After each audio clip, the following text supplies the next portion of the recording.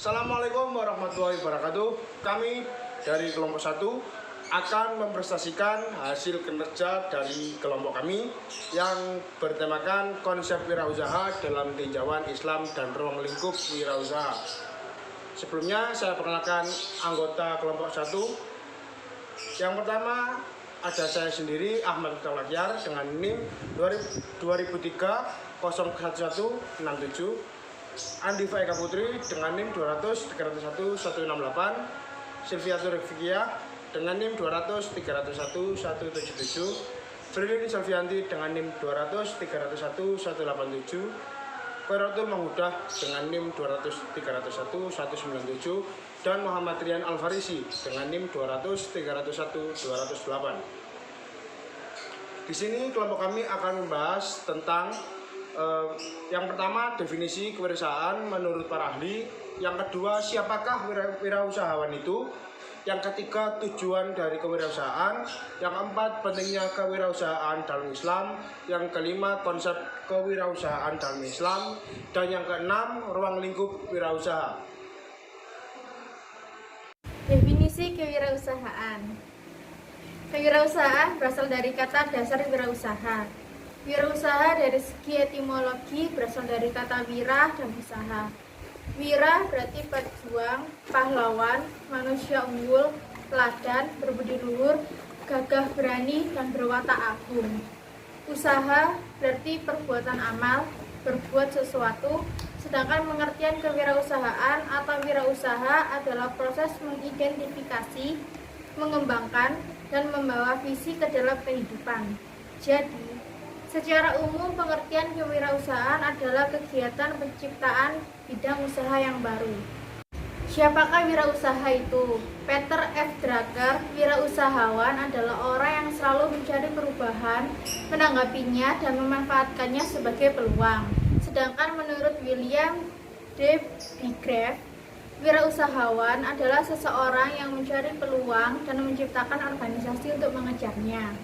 Jadi, wirausaha adalah seseorang yang mencari peluang guna menciptakan perubahan untuk dikejar atau digapai.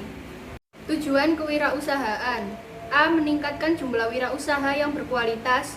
B. Menyadarkan masyarakat atau memberikan kesadaran berwirausaha yang tangguh dan kuat terhadap masyarakat. C. Menghasilkan kemajuan dan kesejahteraan masyarakat. D. Membudayakan semangat, sikap, perilaku, dan kemampuan kewirausahaan di kalangan masyarakat. Pentingnya kewirausahaan dalam Islam. Semangat kewirausahaan terdapat dalam Quran Surat Hud ayat 61, Quran Surat Al-Mulk ayat 15, dan Quran Surat Al-Jumuh ayat 108. Sehingga jelas bahwa Al-Quran sangat mendukung adanya peningkatan kualitas dalam kewirausahaan. Nur Suhaili mengatakan rumusan kewirausahaan dalam Islam adalah sebagai berikut. 1. Kewirausahaan merupakan bagian integral dari agama Islam. 2. Berdasarkan sifat manusia, para pengusaha muslim atau khalifah yang diutus Allah Subhanahu wa Ta'ala dan memiliki tanggung jawab mengembangkan kemakmuran dan melihat bisnis sebagai bagian dari ibadah dan perbuatan baik. 3. Kewirausahaan sebagai motivasi. Keberhasilan dalam Islam bukan hanya diukur dengan hasil akhir, tetapi juga cara dan sarana untuk mencapai mereka. 4. Kewirausahaan sebagai bagian dari ibadah, karena kegiatan usaha adalah bagian dari ibadah atau perbuatan baik. 5. Islam mendorong umatnya untuk menjelajah bisnis. Nabi Muhammad SAW mengatakan bahwa 9 dari 10 sumber rezeki dapat ditemukan dalam bisnis. 6. Kewirausahaan merupakan bagian dari sistem ekonomi Islam. Kewirausahaan Islam harus beroperasi dalam domain sistem ekonomi dalam Islam dan bertindak sebagai kendaraan menuju penerimaan global. Prinsip-prinsip kewirausahaan Islam diambil dari hasanah ilmu di Al-Quran dan Al-Hadis. 7. Etika kewirausahaan yang baik adalah etika kewirausahaan berdasarkan perilaku teladan dari Nabi Muhammad SAW. Konsep kewirausahaan dalam Islam. Konsep berwirausaha dalam Islam dikenal dengan istilah tijarah atau berdagang atau bertransaksi. Konsep berwirausaha dalam Islam yang mengacu pada konsep wirausaha Nabi Muhammad SAW yang perlu ditiru dan diterapkan umat muslim sebagai berikut. Yang pertama, siddiq atau benar dan jujur. Pemimpin ataupun karyawan dalam berwirausaha harus bisa berperilaku benar dan jujur kepada setiap keputusan dan tindakan.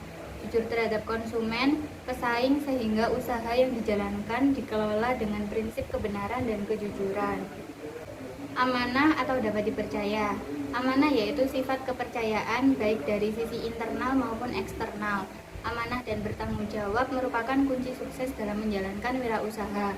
Memiliki sifat amanah akan membentuk kredibilitas yang tinggi dan sikap penuh tanggung jawab pada setiap diri seorang muslim. C. Tablik, argumentatif atau komunikatif.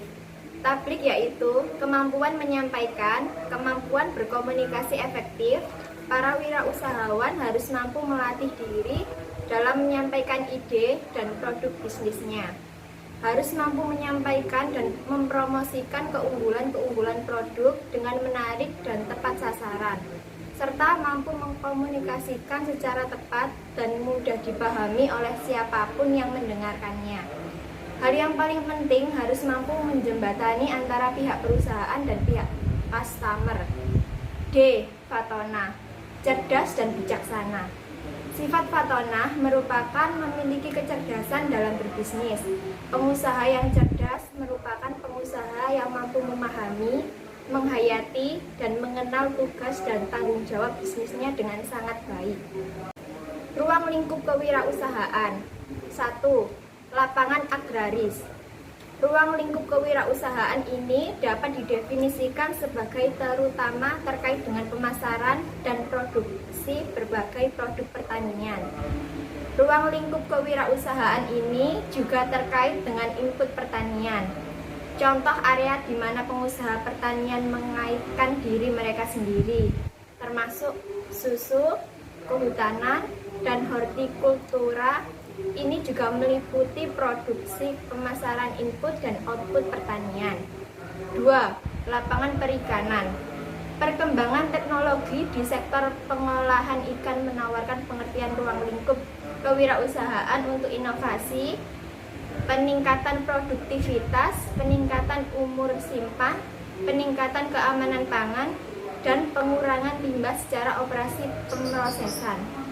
Sejumlah besar produk bernilai tambah dan beragam baik untuk ekspor dan pasar internal. Berdasarkan ikan, udang, lobster, cumi-cumi, dan lain sebagainya. 3. Lapangan peternakan. Ruang lingkup kewirausahaan dalam sektor produksi ternak terorganisir dan komersial. Ini didukung dengan baik dalam penyediaan produk dan layanan hewan oleh perusahaan swasta dan kebijakan pemerintah. Dukungan semacam itu baik untuk membawa efisiensi produksi di sektor terorganisir dan 4. Lapangan perindustrian dan kerajinan. Lapangan perindustrian dapat didefinisikan sebagai yang biasanya peduli dengan kegiatan manufaktur yang bertujuan mengembangkan produk baru di sektor industri. Ruang lingkup kewirausahaan ini melibatkan ide-ide berinovasi yang secara langsung menguntungkan perusahaan. 5. Lapangan pertambangan dan energi. Kegiatan kewirausahaan yang dilakukan di sektor minyak dan gas, listrik dan utilitas, serta pertambangan dan logam, juga penyedia layanan untuk sektor-sektor tersebut, dan secara ideal ditempatkan untuk membantu perusahaan energi, utilitas, dan sumber daya untuk memanfaatkan perkembangan industri global. 6. Lapangan perdagangan. Ruang lingkup perdagangan terutama berurusan dengan berbagai kegiatan yang berhubungan dengan pemasaran, branding, dan pertukaran barang dan jasa. Perdagangannya yang tepat adalah menciptakan dan mengembangkan ide-ide baru untuk membuat perdagangan lebih efektif. 7. Lapangan pemberi jasa. Ruang lingkup kewirausahaan ini adalah menyediakan pekerjaan yang dilakukan secara ahli oleh individu atau tim untuk kepentingan pelanggannya. Bisnis penyedia jasa yang menyediakan produk tidak berwujud, misalnya konsultasi, asuransi, perawatan, layanan transportasi, dan yang lainnya. Juga termasuk di dalamnya seperti pengusaha hotel dan restoran, bengkel tata busana, hingga bidang pergudangan. Demikian presentasi dari kelompok kami. Apabila ada salah kata maupun salah pengucapan pada saat presentasi, saya minta maaf yang sebesar-besarnya. Demikian, wassalamualaikum warahmatullahi wabarakatuh. Sampai bertemu kembali di pertemuan selanjutnya.